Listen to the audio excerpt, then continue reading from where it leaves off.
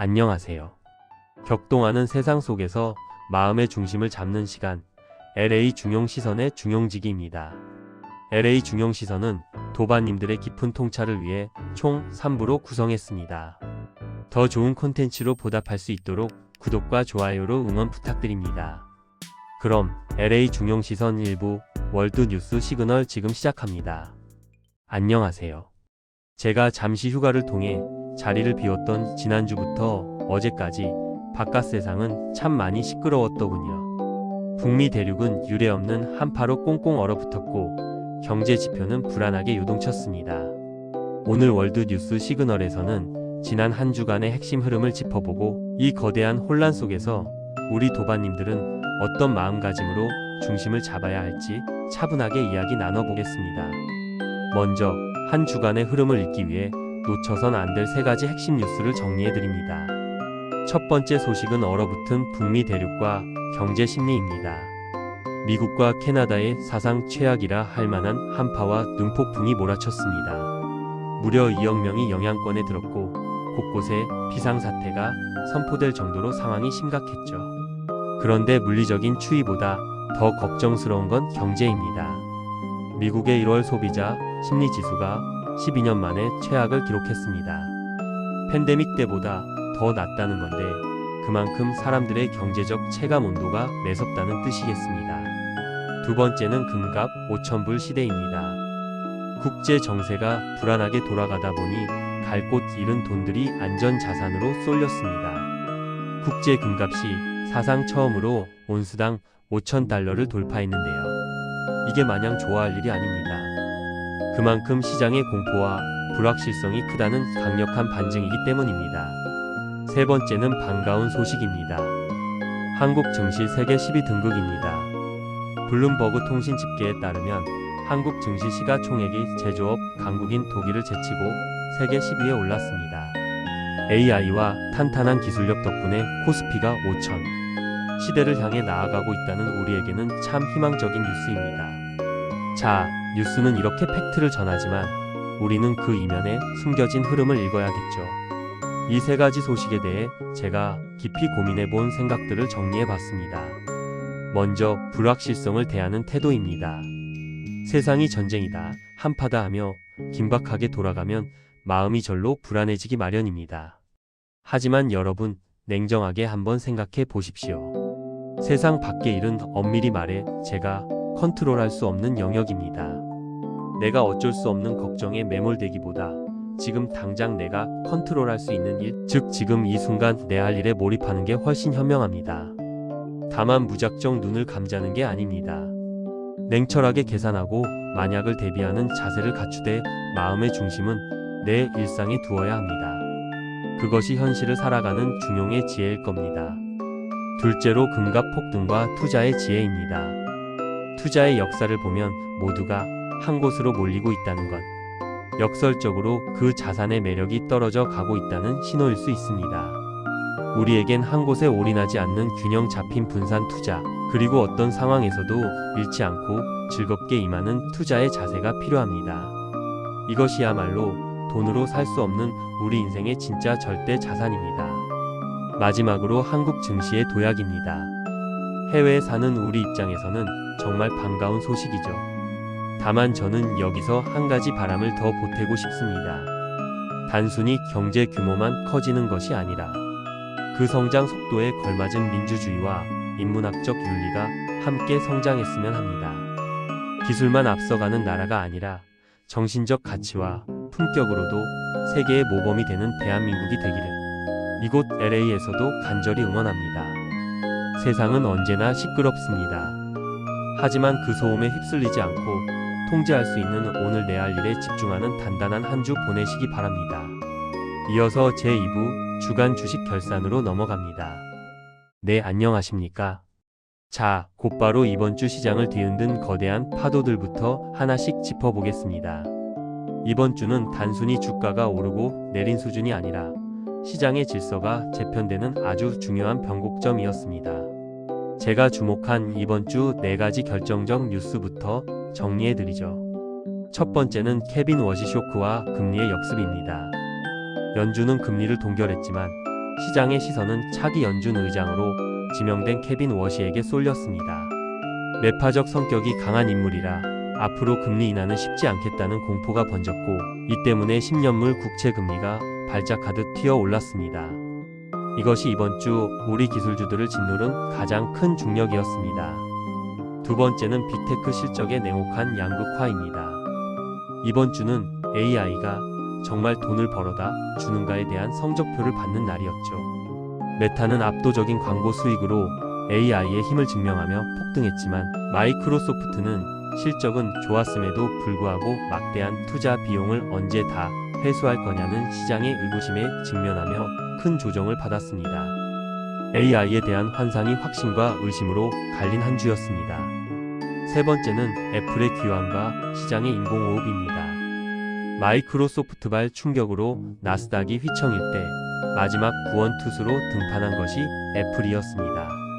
역대급 매출과 아이폰 17의 슈퍼사이클을 입증하며 자칫 폭락으로 갈 뻔한 시장의 뒷덜미를 애플이 겨우 붙들어 메어놓은 형국입니다. 마지막 네 번째는 안전자산의 배신, 금 시장의 대폭락입니다. 온스당 5,200달러를 돌파하며 기세를 올리던 금이 금요일 하루 만에 10% 넘게 빠졌습니다.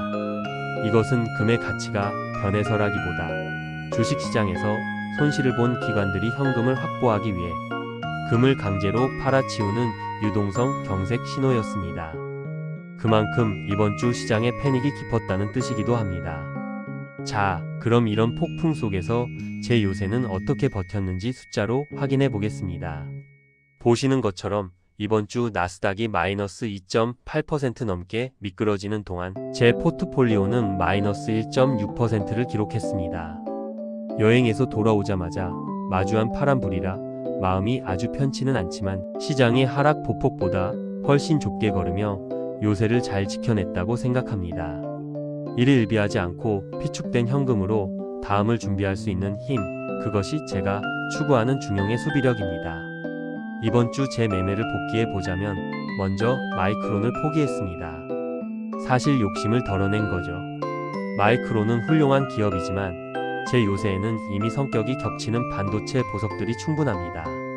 굳이 무리해서 비중을 늘릴 필요가 없다고 느꼈습니다. 대신 전통의 강자인 존슨앤존슨을 관심 종목으로 올렸습니다. 뱅가드 계좌의 안정감을 위해 좀 더 관찰하며 장기적인 관점에서 천천히 진입할 생각입니다. 그리고 많은 분이 걱정하시는 마이크로소프트와 아이온큐에 대해서 말씀드리겠습니다. 마이크로소프트는 장기적으로 이견이 없는 최고의 기업입니다.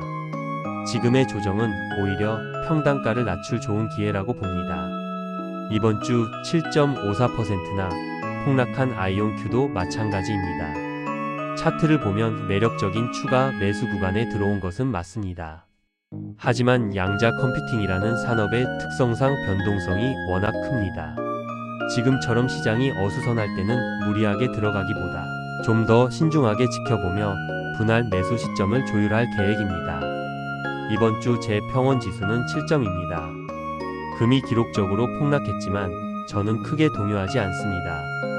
다만 남은 3점의 긴장감은 혹시 모를 추가 폭락에 대비하는 저의 최소한의 경계심입니다.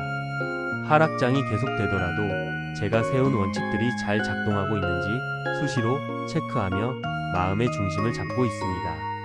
마지막으로 제 부끄러운 고백 하나 하며 마무리하겠습니다.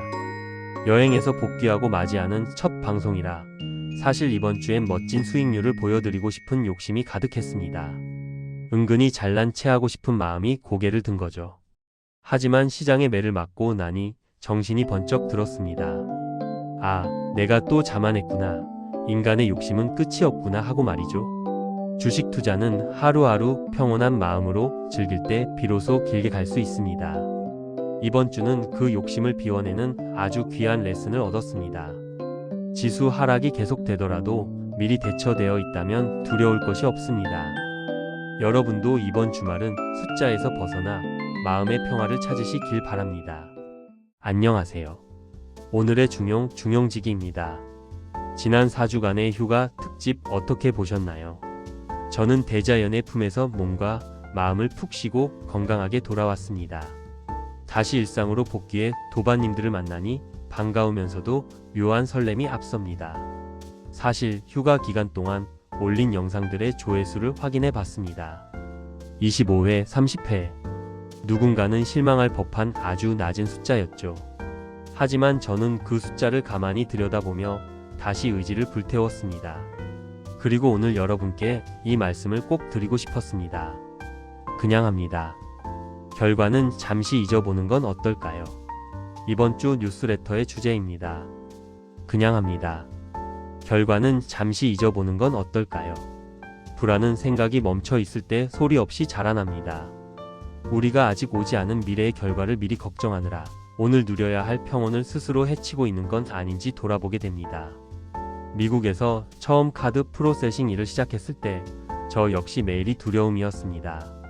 성과 없는 하루가 쌓일 때마다 과연 살아남을 수 있을까 하는 의구심이 저를 짓눌렀죠. 그때 제가 찾은 유일한 탈출구는 단순함이었습니다. 결과에 대한 기대를 잠시 접어두고 머리에 스위치를 끈 채 정해진 매뉴얼대로 몸을 움직이는 것. 그렇게 묵묵히 과정을 채워 나가다 보니 어느덧 11년이라는 시간이 흐르고 지금의 자리에 서게 되었습니다. 이번 휴가 기간 대자연 속에서도 같은 것을 느꼈습니다. 하이킹을 하며 한 걸음 한 걸음 내디딜 때 저는 어떤 대단한 결과를 얻으려고 걷지 않았습니다. 그저 눈앞의 흙길을 느끼고 맑은 공기를 들이마시는 그 과정 자체에만 몰입했습니다. 그런데 여행이 끝날 때쯤 깨달았습니다. 기대를 버리고 과정에 몰입했을 뿐인데 제 인생에서 가장 완벽한 치유라는 결과가 선물처럼 따라왔다는 사실을요. 일상도 유튜브도 마찬가지라고 생각합니다. 조회수가 25회면 어떻고 계약 성사가 조금 더디면 어떻습니까? 결과에 일희일비하기보다 그 결과를 묵묵히 받아들이고 다시 내가 할 수 있는 최선을 다하는 것. 저는 오늘 이 대본을 정성껏 쓰고 여러분과 소통하는 이 과정 자체가 즐겁습니다. 중용의 지혜는 우리에게 말합니다. 결과는 하늘의 영역에 맡기고 내가 통제할 수 있는 유일한 영역인 오늘의 과정에만 온 마음을 다하라고 말이죠. 결과에 묻게 눌려 주저앉는 강박도 현실을 외면하는 나태도 아닌 그저 묵묵히 제 갈 길을 가는 것. 이 상태가 바로 제가 지향하는 중용의 삶입니다. 오늘 하루 시작이 두렵거나 마음이 무거우신가요? 그렇다면 딱 10분만 머리에 스위치를 끄고 기계처럼 움직여 보세요. 감정을 분석하지 말고 눈앞의 단순한 업무 하나를 로봇처럼 시작해 보십시오. 머리를 끄는 순간 불안은 흩어지고 몰입의 평온함이 여러분을 찾아올 것입니다. 결과는 잠시 잊으셔도 좋습니다. 여러분이 오늘 그 일을 그냥 시작했다는 것만으로도 이미 충분히 멋진 하루입니다. 오늘 LA 중용 시선과 함께 하신 시간이 여러분의 하루를 조금 더 단단하게 지탱해주는 힘이 되었기를 바랍니다. 영상에서 다 못한 깊은 성찰은 매일 아침 뉴스레터 오늘의 중용에서 전해드립니다. 지금까지 중용직이었습니다. 오늘도 치우침 없는 마음으로 평안하십시오. 고맙습니다.